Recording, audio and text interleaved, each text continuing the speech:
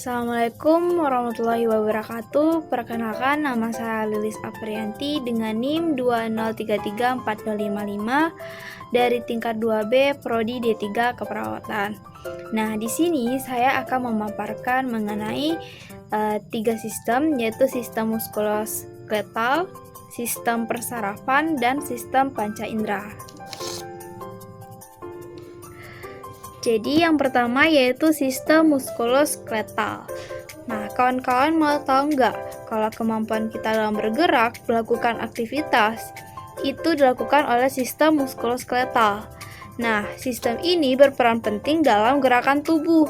Jika terganggu sistem ini, maka seluruh aktivitas juga akan terganggu.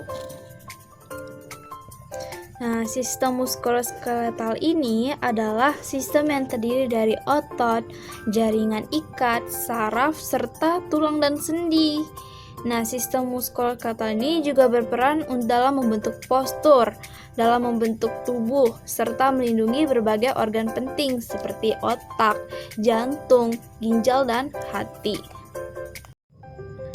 Sistem muskuloskeletal ini tersusun dari berbagai jaringan. Nah, juga bagian pertama ada tulang. Nah, tulang ini dia merupakan salah satu sistem muskuloskeletal juga. Nah, fungsinya untuk menopang dan memberi bentuk tubuh, menunjang gerakan tubuh, melindungi organ-organ tubuh, serta menyimpan mineral, fosfor, dan kalsium. Nah, yang kedua ada sendi. Sendi ini ada yang bisa digerakkan, ada juga yang nggak bisa digerakkan. Contoh sendi yang nggak bisa digerakkan, yaitu sendi yang terdapat di lempengan tengkorak. Nah, sendi yang bisa digerakkan, yaitu sendi jari tangan, jari kaki, siku, pergelangan tangan, bahu, dan lain-lain. Nah, ketiga ada otot. Nah, otot ini juga termasuk dari sistem muskuloskeletal, yaitu dia terdiri dari otot rangka, otot jantung, dan otot polos. Keempat ada tulang rawan. Nah, tulang rawan ini adalah sejenis jaringan ikat yang menutup sendi. Nah, kelima ada ligamen. Ligamen juga termasuk sistem muskuloskeletal, di mana dia merupakan jaringan ikat yang menghubungkan tulang dan sendi. Terus ada juga tendon.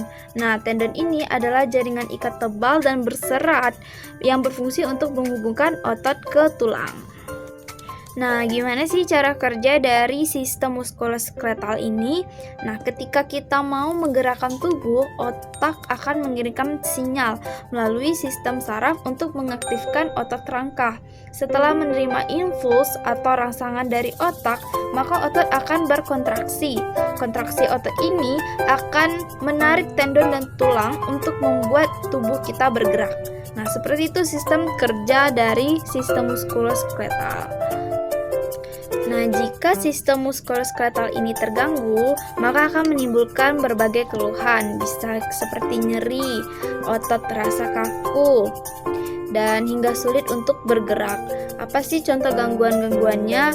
Nah, itu pertama bisa patah tulang atau dikenal dengan fraktur, osteomelitis, gangguan persendian, dan lain-lain. Jadi, teman-teman, agar sistem muskuloskeletal itu bisa tetap berfungsi dengan baik, jadi kita harus perlu menjaga kesehatan tubuh secara keseluruhannya. Bisa kita lakukan olahraga rutin, perbaikin postur tubuh, jaga berat badan, terus kita harus juga mengonsumsi makanan yang bergizi.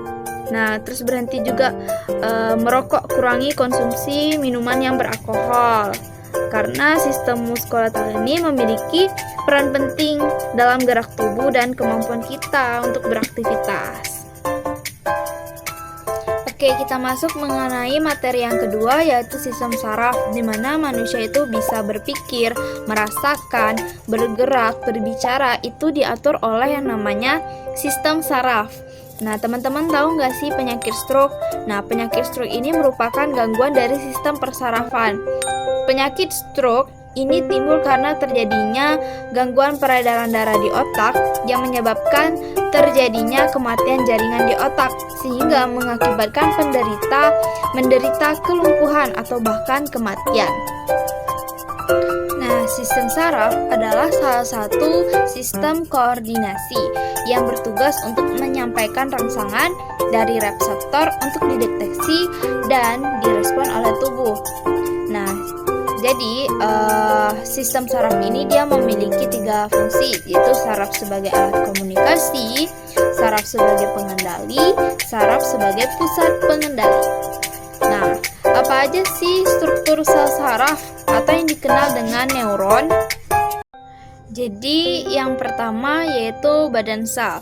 Nah, badan sel ini berfungsi untuk menerima rangsangan dari dendrit dan meneruskannya ke akson. Kedua ada dendrit. Dendrit ini berfungsi untuk menerima dan mengantarkan rangsangan ke badan sel. Nah, terus yang terakhir ada akson. Akson ini disebut dengan neurit. Oke, jadi yang terakhir yaitu sistem panca indera. Teman-teman udah tahu kan apa sih itu sistem panca indera? Apa aja bagian-bagiannya? Nah, yang pertama ada penglihatan atau mata. Nah, jadi gimana sih cara kerja mata manusia? Jadi cara kerja mata manusia itu sama dengan cara kerja kamera, kecuali cara mengubah fokus lensa. Nah, sinar yang masuk ke mata sebelum sampai di retina mengalami pembiasaan 5 kali, yaitu waktu melalui konjungtiva, kornea, aqueous humor, lensa, dan vitreous humor. Oke, jadi pembiasaan terbesar terjadi itu di kornea. Bagi mata normal, bayang-bayang benda akan jatuh pada bintik kuning, yaitu bagian yang paling peka terhadap sinar.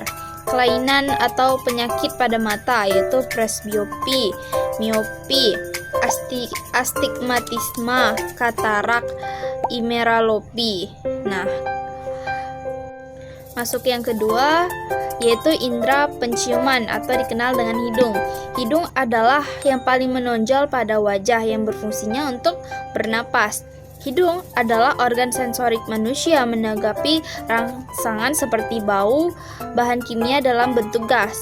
Dalam rongga hidung itu ada bau serabut saraf yang dilengkapi dengan sel penciuman. Setiap sel memiliki bau rambut-rambut halus di ujung dan ditutupi oleh selaput lendir yang berfungsi sebagai rongga hidung pelembab. Yang ketiga ada indera pendengar atau telinga. Nah, telinga adalah organ yang mampu mendeteksi, mengenali suara, dan juga peran lebih besar dalam keseimbangan dan posisi tubuh.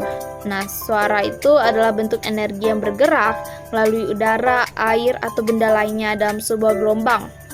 Meskipun telinga yang mendeteksi suara, pengakuan dan interpretasi fungsi yang dilakukan di otak dan sistem saraf otak, terdengar stimuli disampaikan ke otak melalui saraf yang menghubungkan telinga dan otak. Nah, kelainan pada sistem pendengaran apa aja, yaitu bisa juga tuli, congek, otitis eksterna, perikondritis, eksim, dan masih banyak lainnya.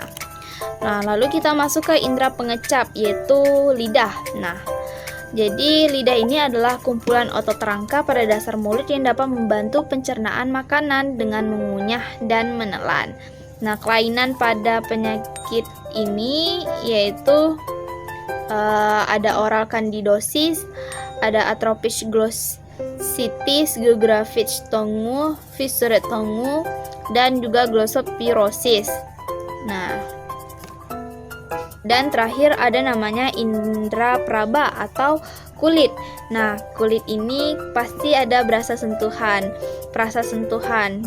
di mana fungsi kulit sebagai proteksi, ada regulasi suhu tubuh, pengeluaran panas, pengendalian suhu tubuh, pembentukan vitamin D, sensasi, dan lain-lain.